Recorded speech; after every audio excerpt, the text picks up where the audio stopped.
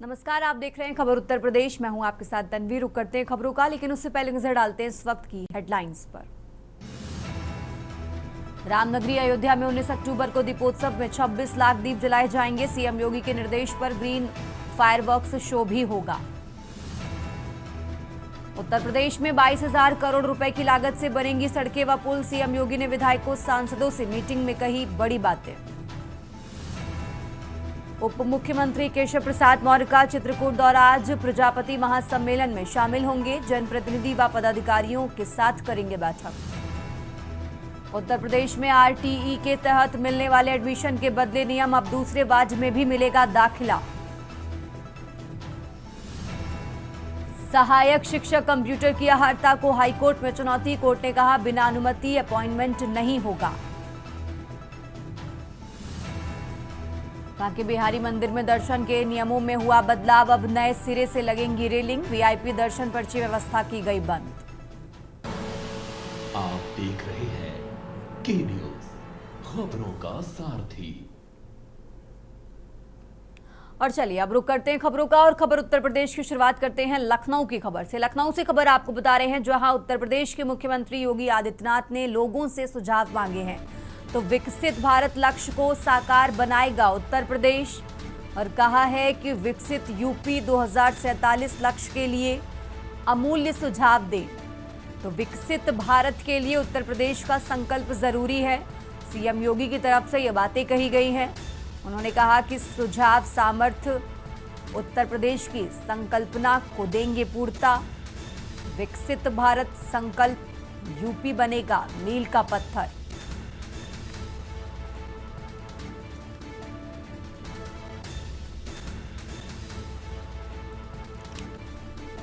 CM योगी ने portal के जरिए सुझाव मांगे हैं। लखनऊ से खबर आपको बता रहे हैं, जहां उत्तर प्रदेश के मुख्यमंत्री योगी आदित्यनाथ ने लोगों से सुझाव मांगे। विकसित भारत लक्ष्य को साकार बनाएगा उत्तर प्रदेश।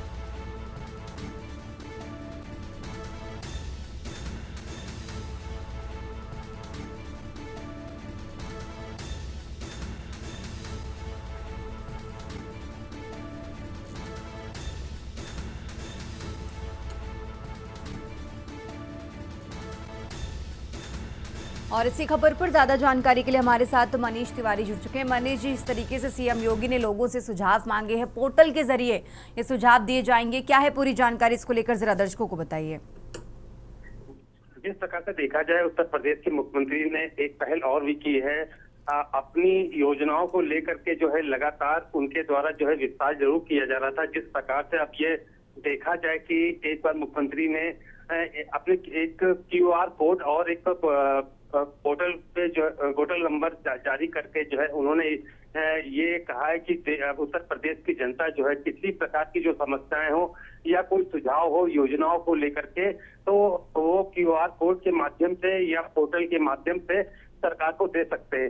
तो देखा जाए जिस प्रकार से अगर पूरे इस रणनीति को देखा जाए तो सरकार तो अपनी तरफ से योजनाओं का प्रचार कर ही रही थी, लेकिन लोगों को काफी समस्या है। कल जिस प्रकार से मुख्यमंत्री ने हॉस्पिटल में डॉक्टरों और मरीजों को लेकर के जो है असमंजस की स्थिति जताई थी, उनका साफ तौर से ये कहना था कि डॉक्टर और मरीज का तालमेल होना चाहिए जिससे कि किसी प्रकार की कोई समस्या ना हो। ये एक सबसे अहम पहलू देखने को मिला कि कहीं ना कहीं मुख्यमंत्री को कहीं लग रहा है कि उत्तर प्रदेश की जनता को जो योजनाएं या जो फायदे पहुंचने चाहिए या उनमें कोई कमियां हैं या खामियां हैं, तो इसी के तहत जो है इस प्रकार का जो है उन्होंने एक कदम बढ़ाया है। अब ये देखना है कि पोर्टल के माध्यम से या QR कोड के माध्यम से उत्तर प्रदेश की जनता क्या समस्याएं अपनी बताती है, क्योंकि लगातार समस्याओं की स्थिति बनी रहती है। कहीं पुलिस को लेकर के समस्याएं दिखती हैं या किसी भी अधिकारी के द्वारा जो है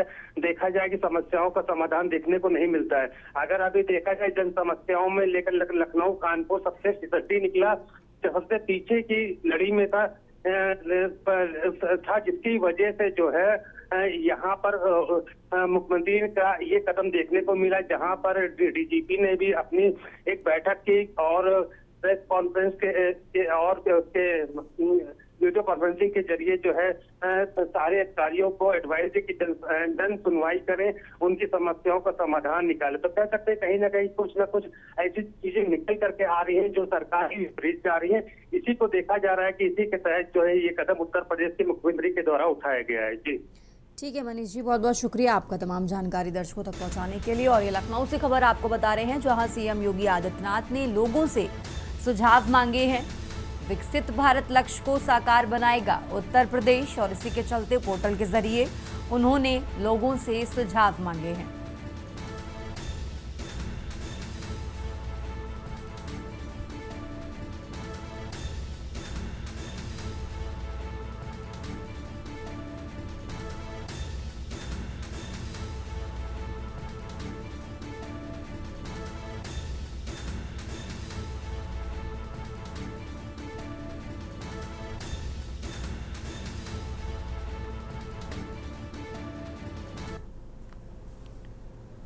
और अब खबर कानपुर से है। कानपुर से खबर आपको बता रहे हैं, कानपुर से अहम जानकारी, जहां 5 साल की मासूम से दरिंदगी की गई है। घर पर खेल रही मासूम को लालच दिया, बिस्किट के लालच में छत पर ले गया। बच्ची के रोने की आवाज सुनकर छत पर पहुंची बहन, आहट पाकर मौके से फरार हुआ आरोपी। परिजनों ने पुलिस को इस मामले की सूचना दी है, तो मौके पर पहुंची पुलिस ने आरोपी को गिरफ्तार कर लिया है। मासूम को उपचार के लिए अस्पताल में भर्ती कराया गया है। रेवना थाना क्षेत्र के गांव का ये मामला आपको बता रहे हैं।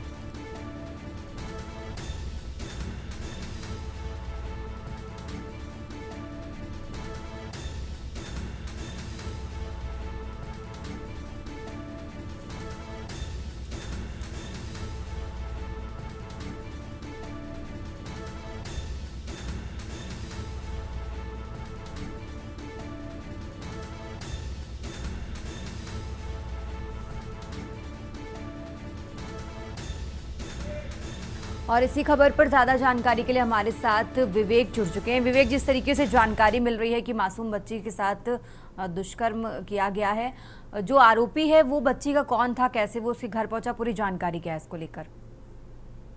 जी बिल्कुल, आपको बता दें कि जिस तरीके से घाटमपुर क्षेत्र में अपराध थम नहीं रहा है, कहीं न कहीं हर 10 या 15-20 दिन के बाद एक बलात्कार की घटना सामने आती है। तो बता दें कि पूरा मामला रेवना थाना क्षेत्र है, जो कि उसका अंतर्गत एक गांव आता है। वहां पर बच्ची अपने घर में थी, तभी दरिंदा जो था बच्ची को बिस्किट दिलाने के बहाने ऊपर छत में बुलाता है और उसके साथ में घिनौनी हरकत करता है। जब बच्ची रोती है तो बड़ी बहन उसकी रोने की आवाज सुनकर छत में जाती है, तो उसको पता चलता है कि उसकी एक 5 वर्षीय मासूम बहन के साथ में पड़ोस का ही एक युवक दरिंदगी का शिकार बनाता है।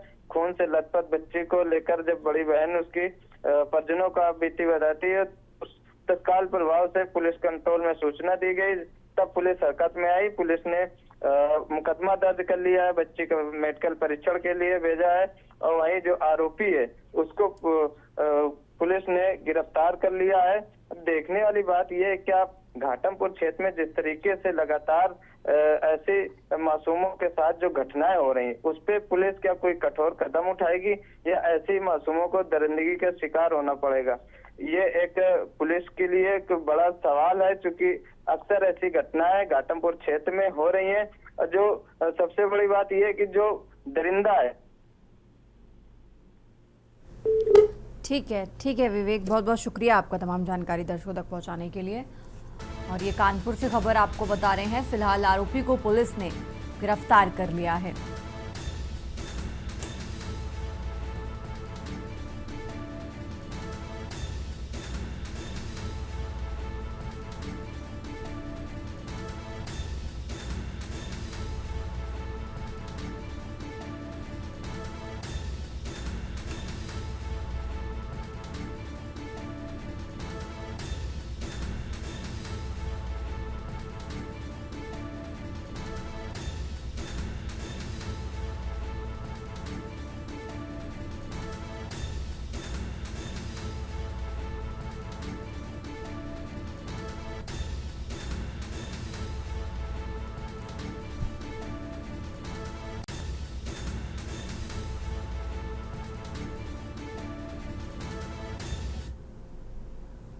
और अब खबर हापुड़ से है। हापुड़ से खबर आपको बता रहे हैं, जहां बीजेपी सांसद अरुण गोविल की प्रेस वार्ता आज। तो सिंचाई विभाग के गेस्ट हाउस में 11 बजे प्रेस वार्ता होगी।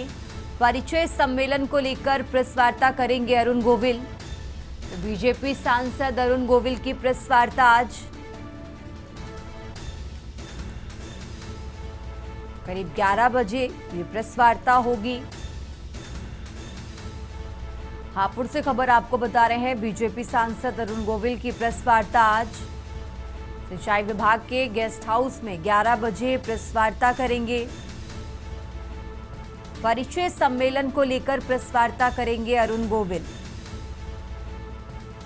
बीजेपी सांसद अरुण गोविल की प्रेस वार्ता आज।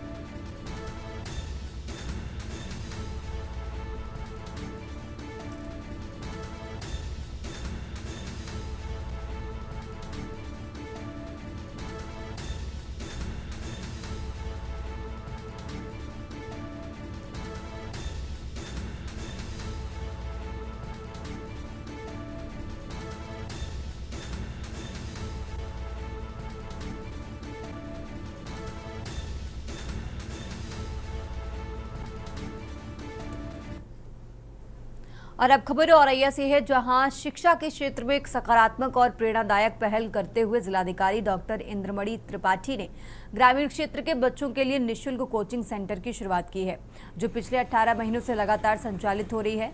इस पहल का उद्देश्य ग्रामीण प्रतिभाओं को उचित मार्गदर्शन और शैक्षणिक संसाधन का उपलब्ध कराना है, ताकि वे भी उज्जवल भविष्य की ओर बढ़ सकें। इस विशेष कोचिंग सेंटर में न केवल शिक्षण की व्यवस्था की गई है, बल्कि जनपद के 5 पुलिस जवान भी स्वेच्छा से बच्चों की पढ़ाई में योगदान दे रहे हैं, जो अपने सेवा कार्यों के साथ साथ बच्चों को पढ़ाकर एक नई मिसाल कायम कर रहे हैं। जिलाधिकारी डॉक्टर त्रिपाठी ने स्वयं मौके पर पहुंचकर बच्चों को स्कूल ड्रेस वितरित की और उन्हें शिक्षा के प्रति प्रेरित किया। उन्होंने बच्चों के साथ समय बिताया, उनके सवालों के जवाब दिए और भविष्य में बेहतर करने की सीख भी दी।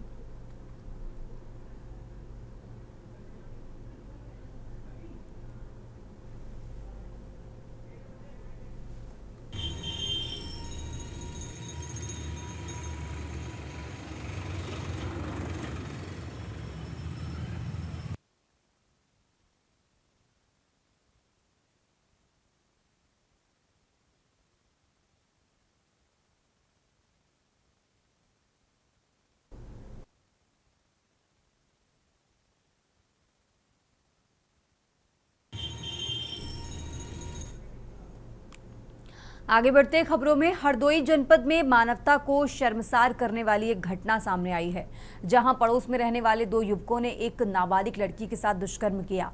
ये घटना लड़की के जन्मदिन के दिन हुई। बताया जा रहा है कि आरोपियों ने लड़की को उसके जन्मदिन की पार्टी देने के बहाने बुलाया और एक साजिश के तहत इस घटना को अंजाम दिया। पीड़िता के पिता की शिकायत के आधार पर शहर कोतवाली पुलिस ने तुरंत मामला दर्ज कर लिया है। क्षेत्र अधिकारी ने जानकारी देते हुए बताया कि दोनों आरोपी उसी मोहल्ले के रहने वाले हैं और उसी लड़की के पहले से ही परिचित हैं। पुलिस ने दोनों आरोपियों को गिरफ्तार करने के बाद आगे की कानूनी कार्रवाई शुरू कर दी है।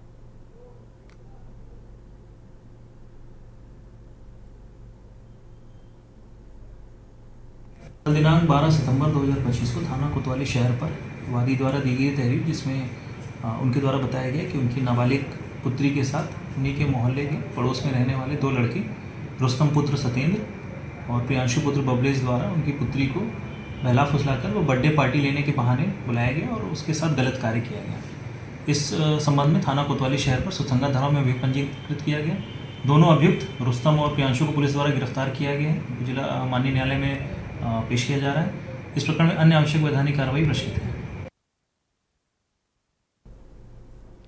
आगे बढ़ते खबरों में, एक राष्ट्र एक चुनाव के जनजागरण अभियान को गति देने के उद्देश्य से कानपुर महानगर में भव्य मैराथन दौड़ का आयोजन किया गया। इस अवसर पर उत्तर प्रदेश सरकार के उप मुख्यमंत्री केशव प्रसाद मौर्य ने फूलबाग चौराहा स्थित दीनदयाल उपाध्याय प्रतिभा से हजारों की संख्या में जुटे युवाओं, शिक्षकों, व्यापारियों एवं भाजपा कार्यकर्ताओं को रवाना किया। जनजागरण अभियान को सफल बनाने के लिए सभी प्रतिभागी एक राष्ट्र एक चुनाव के संदेश वाले टी-शर्ट पहनकर और हाथों में प्ले कार्ड लिए मैराथन दौड़ में शामिल हुए। उप मुख्यमंत्री केशव प्रसाद मौर्य ने कहा कि इस अवसर पर एक राष्ट्र एक चुनाव की ओर बढ़ रहा है। वन देश वन नेशन वन इलेक्शन को लेकर जगह है।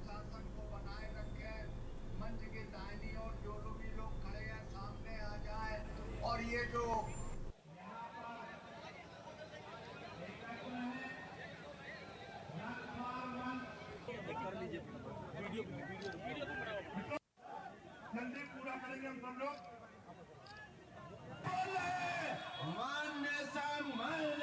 आपके हाथ में है। व्यापारी योगेश पांडे जी, रमाशंकर जी, दीपक शुक्ला जी, आप लोग अपने पूरे साथियों के साथ कि अनुशासन को बनाए रखें। मंच के दाहिनी ओर जो भी लोग खड़े हैं सामने आ जाएं और ये जो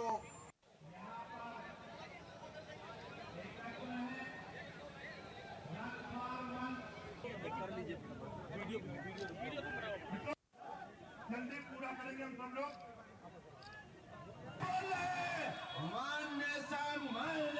आपके हाथ में है। व्यापारी योगेश पांडे जी, रमाशंकर जी, महानगर में वन इलेक्शन को लेकर के बात करने के लिए आने का मुझे सौभाग्य मिला। इस अवसर पर हमारे क्षेत्रीय अध्यक्ष, महानगर के तीनों हमारे अध्यक्ष, हमारे माननीय सांसद, माननीय विधायक, माननीय विधान परिषद सदस्य और सभी पदाधिकारी और कार्यकर्ता जनता सहभाग कर रही है और यह देश वन नेशन वन इलेक्शन की ओर बढ़ रहा है।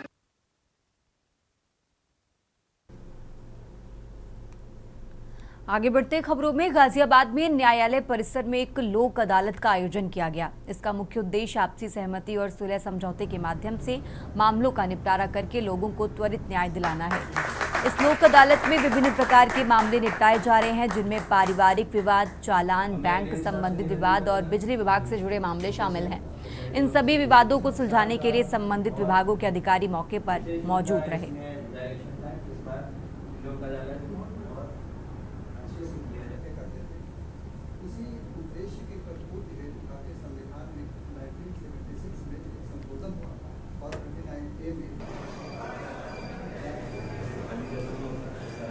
जिला लोक अदालत जहां वाद निस्तारण के लिए एक आकर्षण का केंद्र है, जहां पर तमाम लोग अपने वाद को निस्तारण के लिए पहुंचते हैं। एक ही छत के नीचे तमाम समस्याएं हल होती हैं, चाहे बैंकिंग की समस्या हो, बिजली की समस्या हो, चालान की समस्या, यानी कि किसी भी विवाद के हल के लिए लोक अदालत लगाई जाती है। वहीं अगर बात करें तो जो बच्चे जो पढ़ाई कर रहे हैं, जो छात्र ऐसे हैं जो लॉ की पढ़ाई कर रहे हैं, जो वकालत कर रहे हैं, उनके लिए भी एक सुनहरा अवसर इसको कहा जा सकता है, क्योंकि यहाँ पर जो छात्र हमारे साथ मौजूद हैं, इनसे भी बात करेंगे कि आखिर एक मौका आपको मिला है यहाँ पर सीखने के लिए, क्या कहेंगे? सर, ये एज अ स्टूडेंट हमारे लिए एक बहुत बड़ी अपॉर्चुनिटीज़ है। मतलब बेसिकली अगर हम इस रेफरेंस में बात करें कि बहुत सारी बातें ऐसी होती हैं जिनकी सुनवाई कभी हो ही नहीं पाती है, तो ये जो LLB करने का बेसिकली अगर मैं इंडिविजुअली अपनी बात करूं तो मेरा मोटिव जो पर्टिकुलर इसको लेके मेरा माइंडसेट है वो ये है कि हम अपनी बात किसी तरह सामने रख सकें। और ये हमारे लिए ऐसा फील्ड है जहां सबकी सुनवाई होती है। आपका कैसा भी केस है, आपका किसी भी तरह का वायलेंस है, किसी भी तरह का हैरेसमेंट है, कोई भी प्रॉब्लम आपके साथ है, हर चीज़ का सोल्यूशन विद कंक्लूजन आपको यहाँ पे मिलेगा, क्योंकि इतनी सारी फैकल्टीज़ हैं, हमारे लॉयर्स हैं, एडवोकेट्स हैं, जजेस हैं, हमारी जितने भी सारी सीनियर अथॉरिटीज़ हैं, वो सब मतलब कुल मिला के डायरेक्ट हम ये कह सकते हैं कि उनके पास हमारी हर प्रॉब्लम का सोल्यूशन। सभी समस्या का हल एक ही छत के नीचे। हाँ जी। कुछ और भी छात्र हमारे साथ मौजूद हैं, इनसे भी हम बात करेंगे कि आप अभी पढ़ाई कर रहे हैं, यहाँ पर आप कैसा अनुभव आपको लग रहा है, क्या आप यहाँ से सीख कर जाएंगे? सर, हमें यहाँ पे आके बहुत अच्छा लग रहा है और हमें यहाँ पे ये है कि हमें हर प्रॉब्लम का सोल्यूशन मिलेगा। हमारी जो भी हमारी बेसिक नीड्स हैं, या कुछ भी किसी की फैमिली प्रॉब्लम है, या किसी के चालान वगैरह की प्रॉब्लम है, किसी को कोई भी प्रॉब्लम है, हमें हर एक प्रॉब्लम का सोल्यूशन हमारा मिलेगा यहाँ पे। सभी समस्याओं का समाधान मिलेगा। भैया क्या नाम है? बॉबी कुमार। कहाँ से हैं? हम कुलेसरा ग्रेटर नोएडा। बॉबी, अभी आप पढ़ाई कर रहे हैं और यहाँ पर आप सीख रहे हैं, तो क्या आपको लगता है? हमें यहाँ बहुत कुछ नॉलेज मिलेगी केसेस के वगैरह में। जो भी हमें आगे हमारा जो प्रोसेस होगा, जो हम डिग्री प्राप्त कर लेंगे, तो हम जो नॉलेज ले रहे हैं वो हमें आगे जाके काम आएगी। तो यहाँ पर तमाम जो जानकारी है, छात्र हैं मेरे पीछे देख पाएंगे, विद्यालय के तमाम छात्र छात्राएं जो यहाँ पर अभी वकालत की पढ़ाई कर रहे हैं, LLB की पढ़ाई कर रहे हैं और यहाँ पर पहुँचे हैं। इन लोगों ने कहा है कि यहाँ पर आने के बाद, क्योंकि जिस तरह एक ही छत के नीचे तब सभी तरह के वाद निस्तारण होंगे, वादियों से बात होगी, और जो तमाम जज हैं, यानी कि जो यहाँ पर फैसले समझौते के लिए लोग आए हैं, उनसे भी बात होगी, तो एक नया अनुभव इनके लिए हो सकता है। जयवीर मावी, के न्यूज़, गाजियाबाद। और अब खबर कानपुर से है, जहां IIT कानपुर में global capability centres innovation summit 2025 का आयोजन किया गया। समिट में यूपी प्लानिंग के प्रिंसिपल सेक्रेटरी आलोक कुमार मुख्य अतिथि के रूप में शामिल हुए। कार्यक्रम में उत्तर प्रदेश में ग्लोबल कैपेबिलिटी सेंटर्स की संभावनाओं पर चर्चा की गई। स्टार्टअप मास्टर क्लास के अध्यक्ष जयशंकर शर्मा ने कहा कि यूपी में GCC को लेकर सबसे ज्यादा अवसर हैं। अगर इनका सही क्रियान्वयन हुआ तो प्रदेश की $1 ट्रिलियन इकोनॉमी में ये 100 से 150 बिलियन डॉलर तक योगदान दे सकते हैं। उन्होंने सुझाव दिया कि सरकार को कर्नाटक की तरह इंडस्ट्री और बड़े निवेशकों से सीधे संवाद करना चाहिए। सम्मेलन में यह भी बताया कि स्टार्टअप्स के लिए उत्तर प्रदेश में माहौल लगातार बेहतर हो रहा है।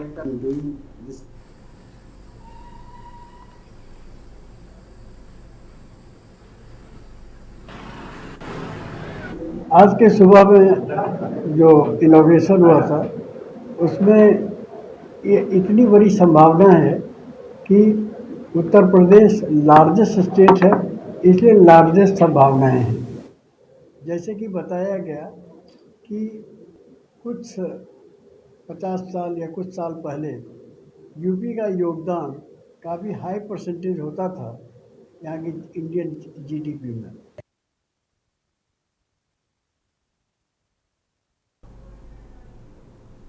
और अब खबर लखनऊ से है। राजधानी लखनऊ से खबर आपको बता रहे हैं।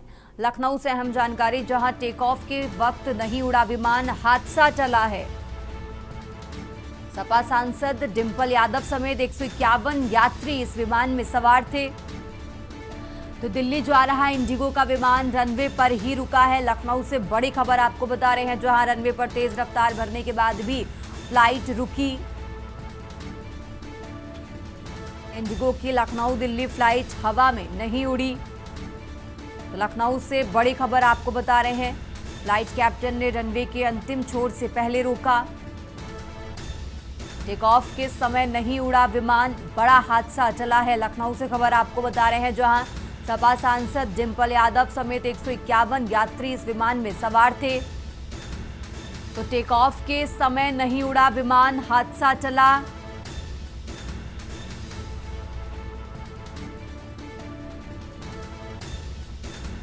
और इसी खबर पर ज्यादा जानकारी के लिए हमारे साथ मनीष जुड़ चुके हैं। मनीष, इस तरीके से जानकारी मिल रही है कि फ्लाइट टेक ऑफ नहीं कर पाई है, रनवे पर तेज रफ्तार भरने के बाद भी फ्लाइट रुकी है। पूरे अभी फिलहाल क्या कुछ अपडेट है? लखनऊ एयरपोर्ट का पर जो है आज इंडिगो की फ्लाइट जो है जो रनिंग करने के बाद जो है उड़ान नहीं कर सकी और एक फ्लोर पर जाकर के उसको रोकना पड़ा, जिसमें 151 यात्री सवार थे, जिसमें उत्तर प्रदेश के समाजवादी पार्टी के अध्यक्ष अखिलेश यादव की पत्नी डिंपल यादव भी सवार थी। और अब तक जो सूचना मिल रही है कि टेक्निकल प्रॉब्लम से जो है रनिंग करने के बाद भी जो है फ्लाइट जो है उड़ नहीं सकी और लखनऊ से ये दिल्ली फ्लाइट जा रही थी। तो कहा जाए जिस प्रकार से एक बहुत ही बड़ा हादसा जो है टल गया है, जिस प्रकार से वहां पर यात्री भी काफी इससे परेशान हो गए और जो माना जा रहा है कि अब देखा जा रहा है कि फ्लाइट में क्या कमियां और क्या खामियों की वजह से जो है फ्लाइट जो है टेक ऑफ नहीं कर पाई। तो सबसे बड़ी बात ये रही कि इस प्रकार से 151 यात्री इसमें सवार थे और इस बहुत ही बड़ा मैटर है और बहुत बड़ा हादसा जो है टला है। तो कहा जा सकता है कि बिल्कुल थोड़ा इंतजार करना होगा, देखना होगा उसके बाद क्या जानकारी निकल कर सामने आती है। मनीष, बहुत बहुत शुक्रिया आपका तमाम जानकारी दर्शकों तक पहुंचने के लिए। और ये लखनऊ से बड़ी खबर आपको बता रहे हैं, जहां सपा सांसद डिंपल यादव समेत 151 यात्री इस विमान में सवार थे। लखनऊ से बड़ी खबर आपको बता रहे हैं। खबर उत्तर प्रदेश में फिलहाल इतना ही। आप देखते रहिए के न्यूज इंडिया। गोल्डी मसाले लाए हैं फ्रेश लॉक टेक्नोलॉजी, जो रखे मसालों को हर समय फ्रेश। गोल्डी मसाले।